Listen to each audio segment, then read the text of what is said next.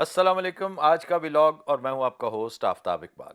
خواتین و حضرات، مختلف سوالات اور انتہائی اختصار کے ساتھ میں جواب دینے کی کوشش کروں گا. آپ بوٹس آن دا گراؤنڈ کے پرسپیکٹو میں بار بار پاکستان بلکہ بلوچستان کا حوالہ دیتے ہیں. کیا عراق کے ذریعے یہ زیادہ آسان نہیں ہے؟ تو جناب یہ واقعی زیادہ آسان نہیں ہے. سر فہرست ریزن یہ ہے کہ وہاں پر شیعہ اکثریت ہے، گورنمنٹ اس نوعیت کی ہے. وہ سوال ہی پیدا نہیں ہوتا کہ آپ کو ایران پر حملہ کرنے کے لیے تھوروفیئر دے دے. اور اگر نہ بھی ہوتی، یہ بھی ذہن میں رکھنے کی بات ہے کہ کوئی ذی ہوش اس طرح کی حرکت کر سکتا ہے کہ اپنے ہمسایہ ملک، یعنی اور وہ بھی ایران جیسا جو پھر آپ کا کھیڑا ہی نہ چھوڑے، تو اس کے ساتھ ایک خوفناک دشمنی کا آغاز کرے. یہ ممکن نہیں ہے. آپ نے دیکھ لیا کہ سعودیہ بھی، یو اے ای بھی، کویت بھی، قطر بھی، حتیٰ کہ بحرین، یہ سب کے سب اب کہتے پائے جا رہے ہیں کہ جناب ہم نے کچھ اور سوچ کر اپنی ایئر سپیس کی اجازت دی تھی، اب نہیں دیں گے. سعودیہ نے تو انتہائی شدت کے ساتھ، بڑے غصے کے ساتھ یہ کہہ دیا ہے کہ میری سپیس کو آپ نے قطعاً ایران کے خلاف استعمال نہیں کرنا. نہ صرف یہ بلکہ یہ جو گلف کنٹریز ہیں، یہ جو انتہائی امیر ممالک ہیں، یہ اپنی انویسٹمنٹ سکویز کر رہے ہیں ویسٹ میں، جو انہوں نے کر رکھی ہیں کہ نہیں بھائی، گیون سرکمسٹانسز میں ہم یہ کر ہی نہیں سکتے. ہر ایک کا چہرہ امریکہ کے لیے ایک سوالیہ نشان بنا ہوا ہے کہ تم تو ہمیں سیکیورٹی فراہم کر رہے تھے، یہ تم نے کیا حرکت کی ہے. اس لیے کوئی بھی، جیسے میں نے کہا، کوئی ذی ہوش یہ حرکت نہیں کر سکتا. البتہ پاکستان ایک ایکسیپشن ہے، کیونکہ پاکستان نے اس طرح کی ہمت اور حوصلہ جب بھی کیا ہے اس میں جرأت رندانہ شامل تھی. اب جرأت رندانہ کیا ہوتی ہے، اور مجھے یہ تو نہیں ایکسپلین کرنے کی ضرورت. یحییٰ خان کا ذرا معاملہ دیکھ لیں، اس کے شب و روز کا اندازہ کر لیں، ایون پرویز مشرف کا، آپ کو اندازہ ہو جائے گا. ہم نے جب بھی اس طرح کے فیصلے کیے ہیں، ہمت کی ہے، اس میں جرأت رندانہ تھی جو کام آئی ہے، اور اس کے اثرات اور اس کے نقصانات آپ کے سامنے ہیں. پھر ایک اور چیز ہے کہ let's presume for a while کہ وہاں سے داخل ہو جائیں. آپ نے کبھی ٹوپوگرافی دیکھی ہے؟ وہاں پہ وہ انفراسٹرکچر آپ کو نہیں ملے گا جو صحراؤں میں، اس طرح کی سڑکیں اور اس طرح کے معاملات جو ٹینکیبل ہوں، ایسے رستے جو، اور کوئی یہ آسان نہیں ہے. فوجی ساز و سامان یہ بڑا بھیانک، بڑا لمبا چوڑا ہوتا ہے. آپ کو پتا تو ہے، افغانستان میں آتا اور جاتا تو آپ نے دیکھ رکھا ہے نا. پھر واپسی پہ اس کے ساتھ ہوا کیا یہ بھی آپ کو پتا ہے. جاتے ہوئے کیا ہوا ہے، بہت ساری رائفلیں، بہت ساری بندوقیں آج بھی اوپن مارکیٹ میں بک رہی ہیں جو ان کے کنٹینر غائب کر دیے گئے تھے. تو یہ سارے سلسلے کافی مشکل ہیں. آئیڈیل رستہ یہی ہے. آئی سمجھ جناب؟ ایک دو لوگوں نے اور بھی کوئریز میں یہ کہا ہے، اور اپنی طرف سے بڑے سمجھدار بننے کی کوشش کرتے ہوئے، کہ یار آپ یہ کیا بات کریں، عراق کے ہوتے ہوئے پاکستان کی کیا ضرورت ہے. تو اب آپ کو آئی ہوپ سمجھ آ گئی ہوگی. اچھا جناب، اگلا سوال ہے کہ اسرائیل کے یوں ایران پر چڑھ دوڑنے کی بنیادی وجہ کیا ایٹمی ہتھیار ہیں یا تیل کے ذخائر؟ اب اس کا جواب ویسے تو میں کل دے چکا ہوں، لیکن شاید کوئی تشنگی رہ گئی ہے. کل نہیں پرسوں دیا تھا کہ اگر ایٹمی ہتھیار، let's presume for a while کہ ایٹمی ہتھیار تھے، تو ایٹمی ہتھیار وہ تو بنا رہا ہے، پاکستان کے پاس تو آلریڈی ہیں. پاکستان جب بنا رہا تھا، اسرائیل اس وقت کہاں تھا؟ سنا ہے ایک دفعہ انہوں نے کہوٹا کے بارے میں کوئی طالع آزمائی کرنے کی کوشش کی تھی، اس کے بعد وہ پھر کچھ کر نہیں سکے. تو ایٹمی ہتھیار ہرگز یہ وجہ نہیں تھی کہ اس قدر خوفناک وار، کہ جس میں نہ صرف اسرائیلیوں کے جان و مال بلکہ پوری دنیا کی اکانومی کو جھونک دیا جائے. کوئی نہ کوئی خوفناک معاملہ اس کے پیچھے ہے ضرور. پھر آپ سوچ سکتے ہیں کہ جیسا آپ نے کہا کہ تیل کے ذخائر، کون سے تیل کے ذخائر؟ یہ تیل کے ذخائر ایران میں کبھی اٹریکشن نہیں تھی اسرائیل کی، اور ویسٹ کو ایران سے خطرہ بھی کوئی نہیں ہے. دیکھیں، سیریا میں نیوٹرلائز کر چکے ہیں بڑی حد تک.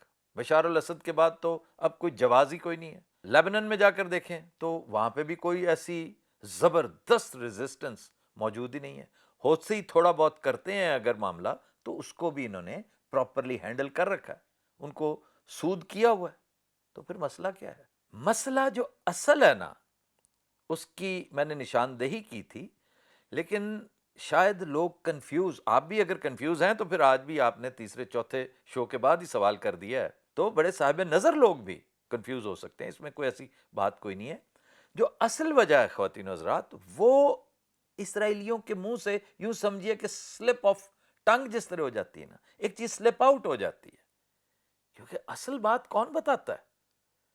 آپ یقین کیجئے جتنا مرضی سر دھنتے رہیں، الٹیمیٹلی آپ اسی کنکلوژن پر پہنچیں گے کہ اس کی موٹیویشن صرف اور صرف ریلیجس ہے، یہ خالص مذہبی بنیادوں پر۔ آپ نے بڑی بڑی توہم پرست قومیں دیکھی ہوں گی، میتھولوجیکل کلچرز دیکھے ہوں گے، لیکن روایات سے ایک چیز آپ نے سنی ہوگی، اسرائیلیات، جس قدر اسرائیلی ان چیزوں کا اثر قبول کرتے ہیں اور کوئی نہیں۔ ان کے ہاں پروفیسیز موجود ہیں اور یہ اپنی پروفیسیز کو بہت سنجیدگی سے لیتے ہیں۔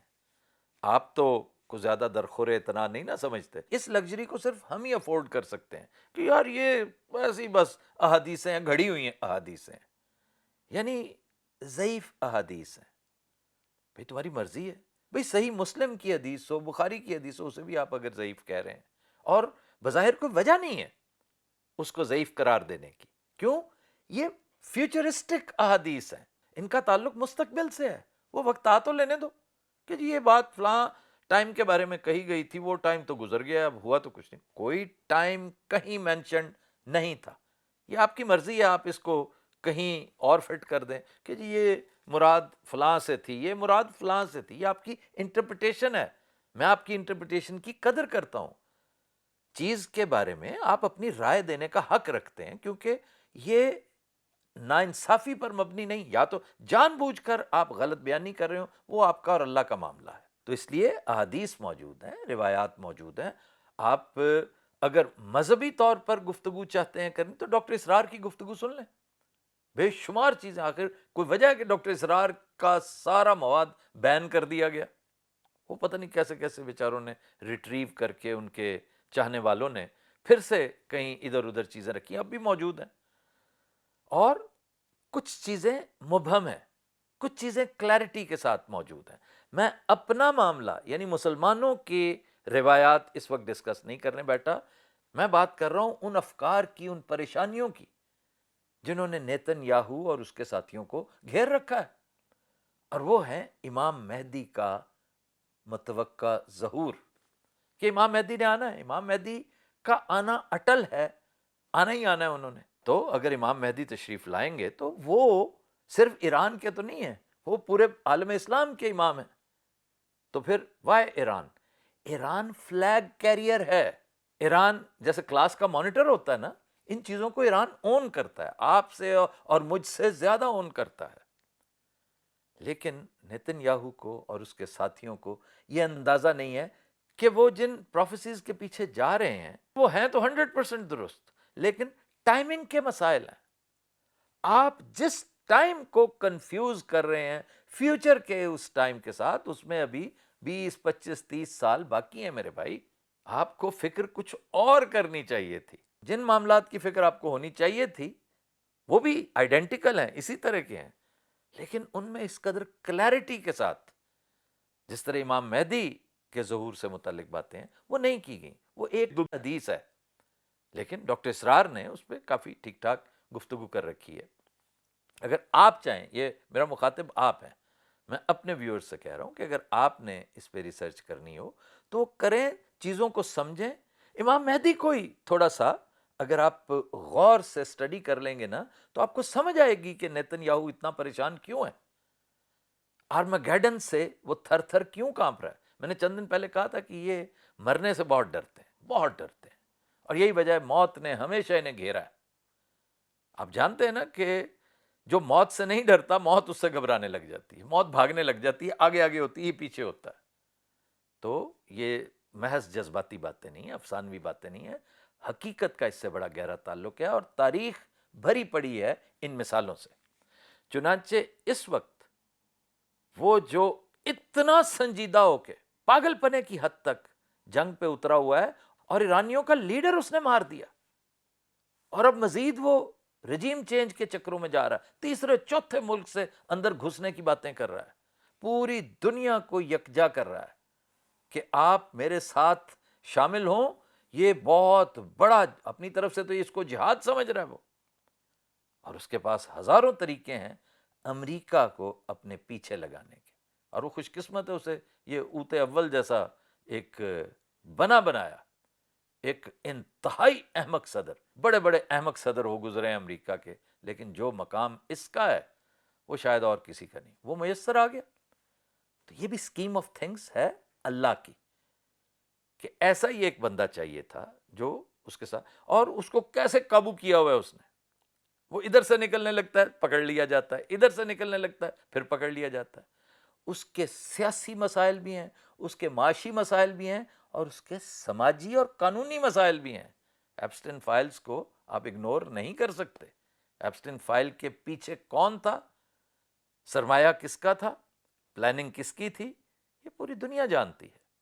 اس لیے یہ پیور خالصتاً مذہبی معاملہ ہے، اور نیتن یاہو کو چین نہیں آئے گا.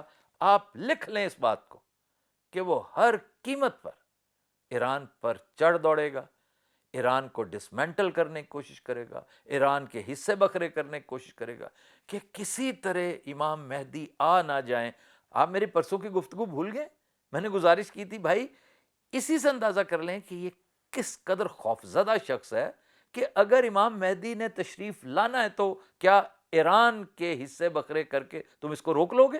سمجھنے کی کوشش کرو کہ جس نے انہیں بھیجنا ہے وہ خود اس کا اہتمام کرے گا. تو یہ ہے وہ بنیادی چیز. ایسے ہی نہیں نیتن یاہو صاحب مرے جا رہے، اس کے پیچھے بہت پاورفل جذبہ. اور یہ بات وہ کرنا نہیں چاہتا تھا نہ، وہ لنڈزے گراہم جیسے لوگوں نے تو منہ سے کہہ دیا نا، وہ تو کہہ دیے، یہ ہلکی پھلکی بات کرتے رہے. لیکن اب چونکہ بات زبان زد عام ہو گئی ہے تو اس لیے اب وہ اس کو یہ رنگ دے رہے ہیں.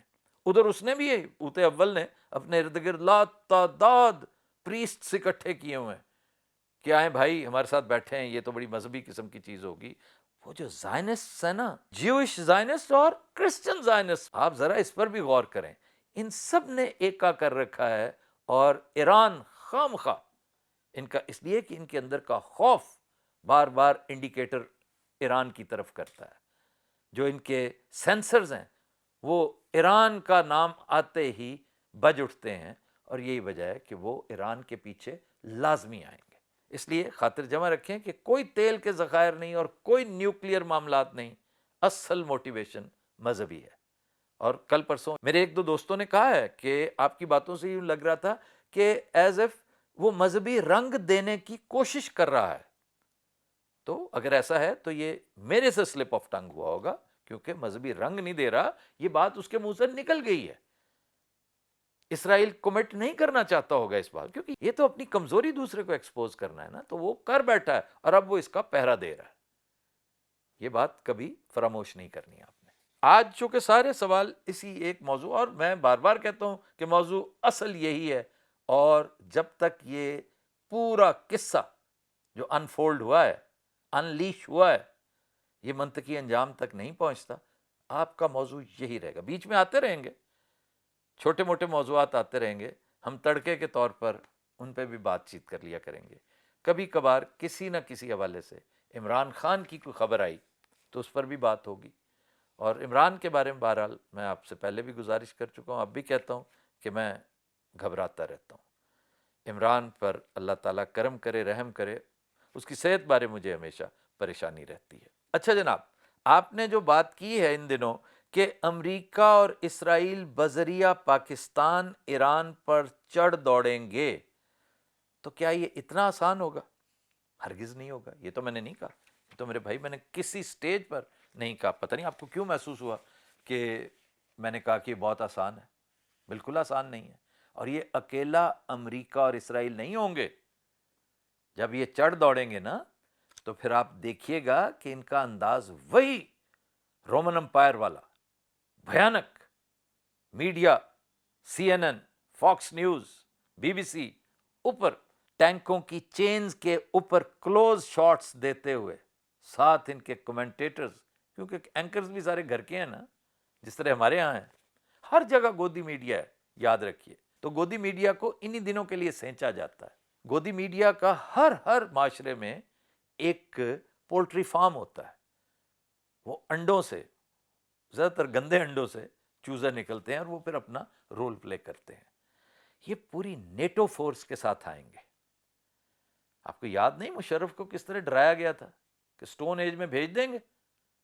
وہ بیچارہ جو کہتا تھا میں ڈرتا برتا نہیں ہوں، وہ بیچارہ لیٹ ہی گیا. ہم نے تاریخ لام لیٹیاں بھی آپ کے ساتھ ڈسکس کر رکھی ہے. یہ ہوتا آیا ہمارے ساتھ. تو یہ اتنا آسان واقعی نہیں ہے. لیکن پھر اگلا سوال یہ پیدا ہوتا ہے تو یہ ہوگا کیسے؟ یہ ہے $1,000,000 کوشچن کہ پھر اس کو کیا کیسے جائے گا. پھر میں وہی ریفرنس دوں گا، میرا ہی نہیں، بے شمار لوگوں نے یہ بات کر رکھی ہے، لیکن ہمارے دوست چونکہ بھول جاتے ہیں، اس لیے بار بار کہنا، یاد دلانا ضروری ہے. ایک بہت تگڑا 9/11 ہونے کو ہے. آپ یوں سمجھ لیں کہ اس کی پلاننگ ہو چکی ہے، کیونکہ جب تک اسرائیل اس طرح کا کھڑاک نہیں کرے گا دنیا اس کے پیچھے نہیں لگے گی.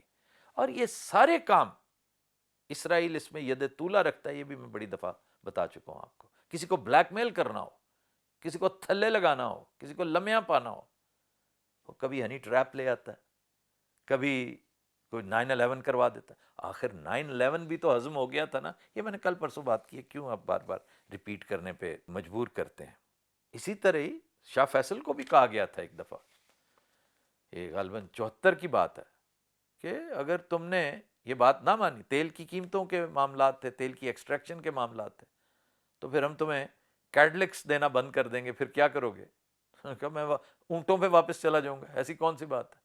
ہم تو غاروں میں رہنے والے اور اونٹوں پہ سواری کرنے والے لوگ ہیں. ہم بڑے سادہ لوگ ہیں، ہمیں تم سمجھ نہیں پائے. ایرانیوں کو بھی یہ سمجھ نہیں پائے. ایرانیوں کا لیڈر، ان کا انتہائی ہر دل عزیز، آلموسٹ نصف صدی تک جس نے ان کے دلوں پر حکمرانی کی، وہ اس جنگ میں کام آ گیا، ان کا اسپرچول لیڈر. لیکن اپنی بات پہ قائم رہا، حالانکہ وہ امن و آشتی کی بات کرتا تھا. جب بھی بات کی وہ نیوکلیئر اسلحے کے سخت خلاف تھے. خامنائی نے ہمیشہ اس کی مخالفت کی ہے کہ یار یہ ویپنز آف میس ڈسٹرکشن جو ہے، یہ اللہ کی قدرت کو چیلنج کرنے والی بات ہے، اس کی فطرت کے خلاف ہے یہ. لیکن اب دیکھ لیں کہ اس نے جان قربان کر دی اپنی. ہمارے لیڈر نے جو مکہ یوں کیا کرتا تھا، ڈرتا برتا نہیں ہوں، وہ ایک چھوٹا سا جوائنٹ سیکرٹری تھا، پتہ نہیں یا انڈر سیکرٹری، اس کے آگے خس و خاشاک کی طرح بہ گیا. تو اب سوال یہ پیدا ہوتا ہے کہ جو 9/11 انہوں نے کرنا ہے وہ کیسا ہوگا؟ پچھلا تو جو کیا تھا وہ تو بڑا ہی بھیانک تھا نا، لیکن اس نے تاریخ کا دھارا چینج کر دیا. دیکھ، یہ الگ بات ہے کہ امریکی امپائر کے کافن کی آخری کیل 9/11 کی وجہ سے ٹھکی تھی. آج تک وہ جو کمزوری کا سلسلہ ہے نا وہ چلتا آ رہا ہے، جس میں 2008 کی فائنینشل تباہی بھی آئی، پھر اس کے بعد کووڈ-19 بھی آیا، بے شمار جنگیں بھی ہوئیں. تو اب آ کے بیچارہ بالکل آپ کو نظر آ رہا ہے کیا ورلڈ سپر پاور اس طرح ہوتی ہے؟ جو کچھ وہ کر رہے، تگنی کا ناچ نچایا ہوا ہے ایک عام سے ملک نے اس کو، جو سپر پاور تو کیا ریجنل پاور بھی نہیں ہے بیچارہ. تو اس لیے اب وہ کچھ اور سوچ کے بیٹھا ہوگا. کوئی دھماکہ ہو سکتا ہے بہت بڑا، یورپ میں، امریکہ میں. دھماکہ ایک عام سی فضول سی چیز ہے، یہ کوئی اور وکری ٹائپ، اس میں تھرل نہیں ہے اتنی. یہ کوئی تھرل کا کچھ سوچ سکتے ہیں. جیسے آپ کو یاد ہے اینتھریکس، یہ بھی ایک ڈرامے بازی کی گئی تھی، یعنی لوگوں کو بذریعہ میل زہر بھیجی گئی. اس طرح کا کوئی، آپ یہ واٹر ریزروائرز میں کوئی حرکت کر دیں پھر کو پتہ چلتا. میگنیٹیوڈ بھی زبردست، امپیکٹ بھی بے پناہ، اور پوری دنیا دو ملاتی اسرائیل کے پیچھے لگ جائے گی. پھر نیٹو اس کے ساتھ ہم رکاب ہوں گے اور پھر یہ ایران میں گھسنے کا معاملہ کریں گے. اس کا انجام کیا ہوگا یہ ایک بالکل ڈیفرنٹ بات ہے. یہ میں روز کہتا ہوں کہ ایک پلان یہ ہے اور ایک پلان وہ ہے، کیونکہ وہ پلان اس پلان سے مختلف ہے، انشاءاللہ مختلف ہوگا، کیونکہ اس کے بھی قرائن بتاتے ہیں. اچھا، ایک مختصر سا سوال ہے، دلچسپ ہے، کہ نیتن یاہو آج کل زیادہ نظر نہیں آتا. پہلے تو اکثر پریس کانفرنس کرتا، ادھر ادھر آتا جاتا. اس پہ ایک امریکی کرنل ہے لارنس ولکرسن، اس نے دلچسپ بات کی ہے. اس کا کہنا ہے کہ میرا مشاہدہ اور میری خبر یہ ہے کہ نیتن یاہو اپنے وقت کا 90% فضا میں رہتا ہے، وہ زمین پہ ٹچ ڈاؤن کرتا ہی نہیں. اب اس سے اندازہ کر لیں ڈرپوک کتنے ہیں یہ لوگ. اس لیے نہیں کرتا کہ کہیں ہائپر سونک میزائل نہ آ ٹھوکے.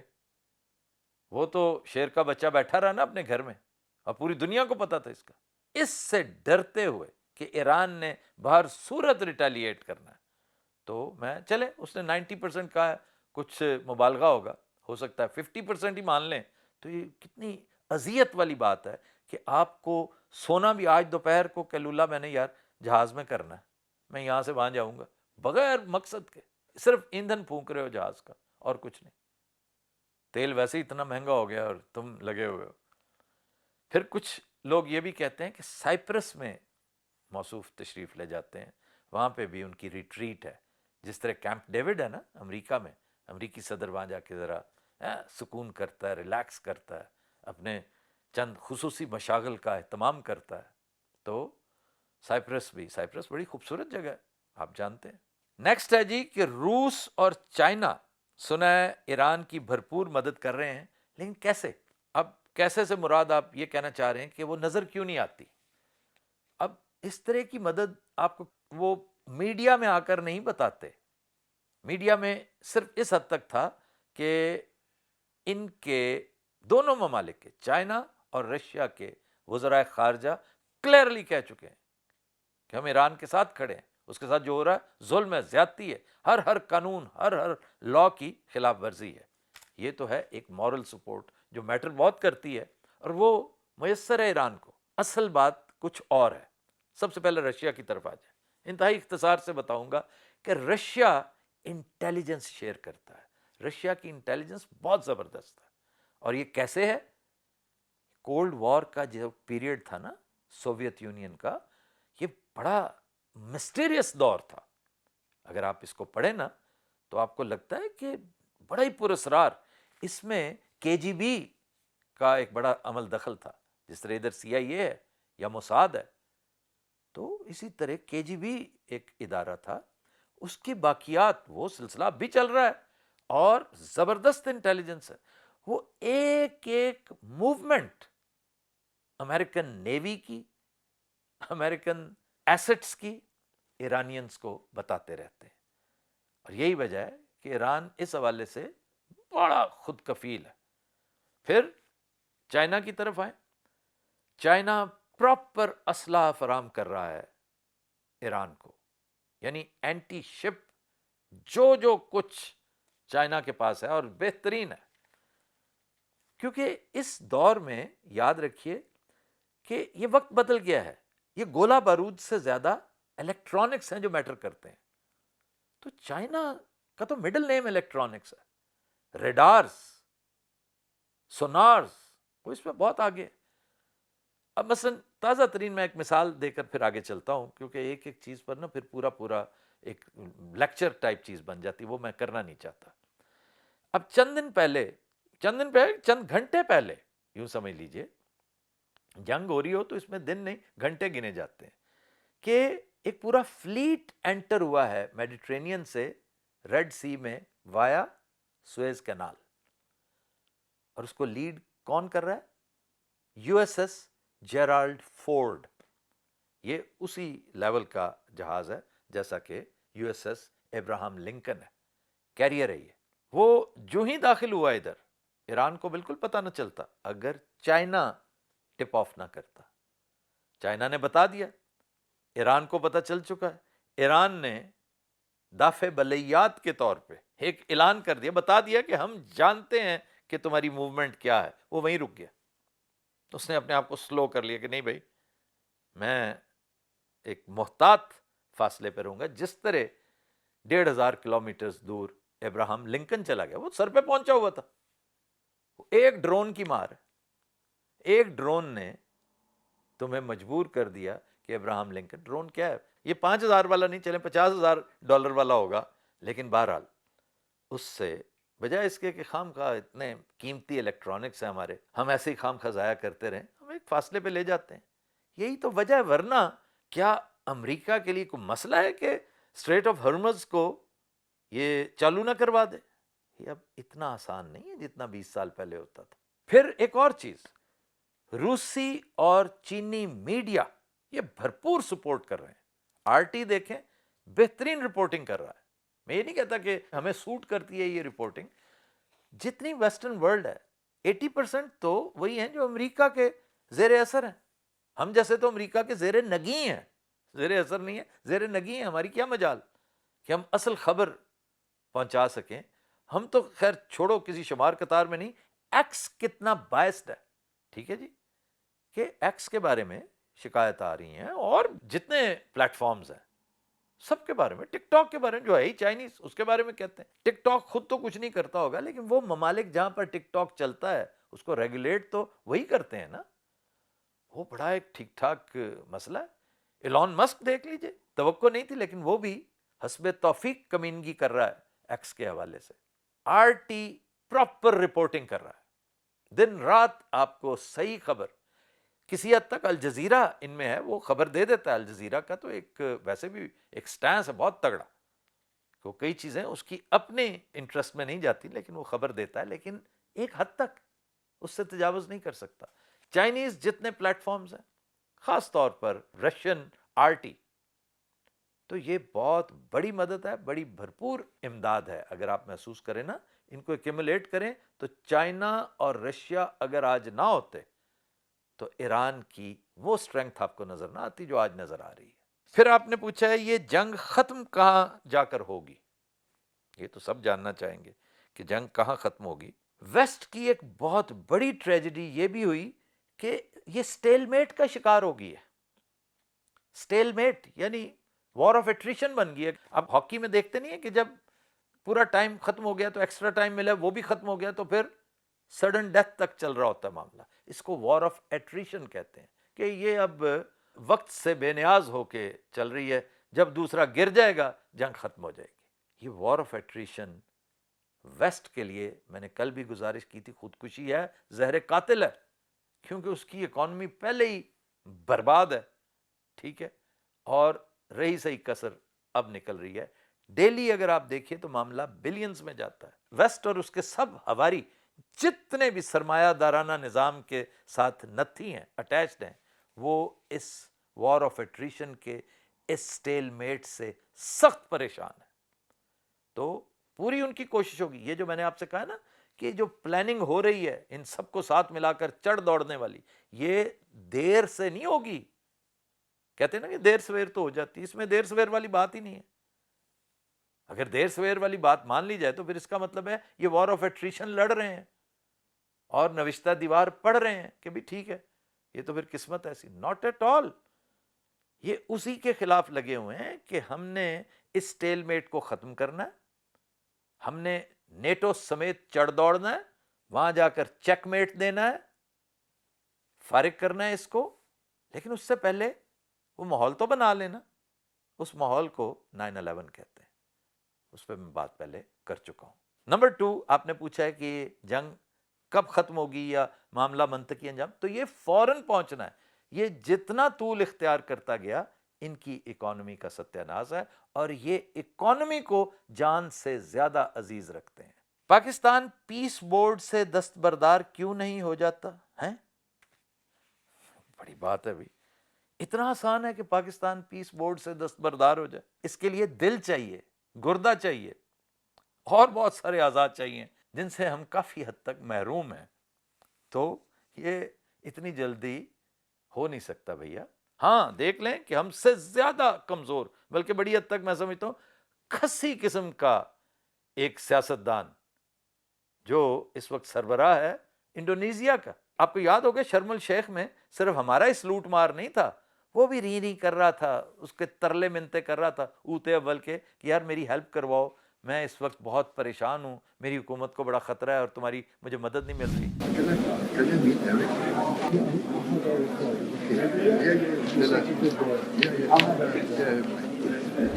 اور وہ کہہ رہا تھا اچھا یار کرتا ہوں, میرے اور بہت سارے مسائل ہیں. اس نے دستبرداری کا اعلان کر دیا ہے کہ یہ کیسا پیس بورڈ ہے کہ جس نے پوری دنیا کو جنگ میں جھونک دیا ہے. میرا اس سے کوئی تعلق نہیں ہے. چند دن پہلے میں پڑھ رہا تھا, ملیحہ لودھی نے بڑی پتہ کی بات کی. وہ ویسے کبھی کبھار کرتی ہیں مشاہد حسین کی طرح, کبھی کبھار ان کی باتوں میں کو ذرا لطف آتا ہے, ورنہ بڑی عامیانہ سی گفتگو ان کی ہوتی ہے. میں افسوس سے کہہ رہا ہوں یہ کہ کہتی ہیں کہ اس کا نام پیس بورڈ کی بجائے وار بورڈ ہونا چاہیے، اور واقعی وار بورڈ ہی مناسب ہے۔ اچھا جناب، یہ کہ ٹرمپ چاہتا ہے کہ ایرانی اپنے تمام اہم فیصلے اس کے ساتھ باہمی مشورے سے کریں، تو یہ کیا بدماشی ہے؟ بڑا صحیح لفظ آپ نے استعمال کیا ہے، یہ واقعی بدماشی ہے، اور اس کا جواب میں نہیں دیتا۔ بڑی خوبصورت بات، بڑی شاندار بات ایرانی پارلیمنٹ کے سپیکر نے کر رکھی ہے، لطف آ گیا۔ میں اس کا مفہوم بیان کر دیتا ہوں، مجھے ایگزیکٹلی تو نہیں یاد۔ وہ کہتے ہیں کہ ایران ہمیں اپنی جان سے پیارا ہے، سب سے قیمتی چیز ایران ہے، جان بہت بات کی بات ہے۔ فکرے کا آغاز موصوف نے یہ کہہ کر کیا ہے، تو اس کے معاملات، اس کے فیصلے یہاں کے غیرت مند لوگ کریں گے، نہ کہ وہ جو ایبسٹین فائلز میں مطلوب ہوں۔ میرا خیال ہے اس سے زیادہ کمپریہنسو جواب کو اور ہو نہیں سکتا۔ اگلا سوال نہایت دلچسپ ہے، مجھے خوشی بھی ہوتی بعض اوقات کوسچنز کی، اور میں اسی سے اپنے ویورز کی ذہانت بھی جج کرتا ہوں۔ جج کرنا نہیں چاہیے، لیکن یہ کہتے ہیں کہ آپ کی ذہانت جواب سے زیادہ آپ کے سوال سے آشکار ہوتی ہے۔ وہ یہ کہ امریکی نیول فورس اس قدر بے دست و پا کیوں نظر آتی ہے؟ یہ پیچھے ہم نے جو ایک دو باتیں کی ہیں ان کا بڑا گہرا تعلق ہے اس کے ساتھ، کہ واقعی اگر کسی ایک لفظ سے ڈیفائن کیا جا سکے نا امریکن نیوی کو آج کی تاریخ میں، تو وہ ہے ہیلپ لیسنس، بے دست و پا ہے۔ اس کی بنیادی وجہ یہ سمجھ لیجئے کہ خلیج کے علاقے میں یا انڈین اوشن کا وہ علاقہ جسے یہ اپنی لیک بنائے ہوئے تھا، جیسے لیک ٹاہو ہے نا، وہاں پہ لیک رینو ہے، یہ میرے چونکہ بالکل ہمسائے میں تھی، میں کیلیفورنیا تھا، یہ نویڈا میں جہاں ویگس ہے، لاس ویگس، بڑی زبردست حسین لیکس ہیں۔ انہوں نے انڈین اوشن کو اپنی لیک بنا رکھا تھا کہ مسئلہ ہی کوئی نہیں، ہمیں پرابلم ہی کوئی نہیں ہے۔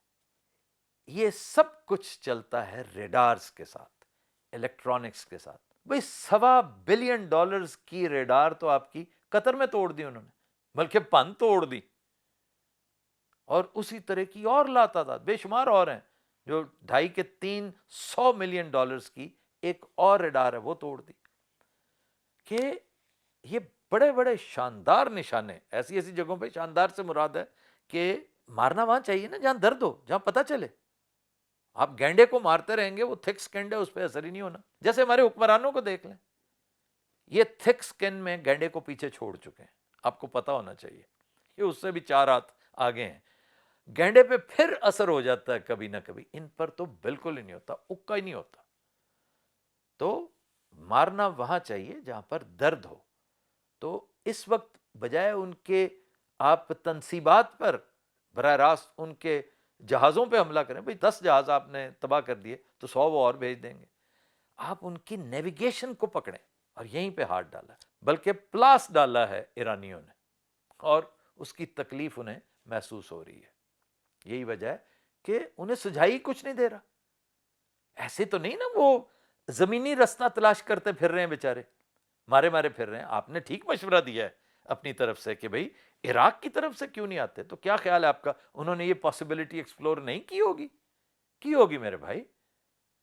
لیکن عراقی اتنے لائف کو ایزی نہیں لیتے جتنے ہم لیتے ہیں کہ چلیں جناب آپ حکم کریں، ہم آپ کو دے دیں گے یہ۔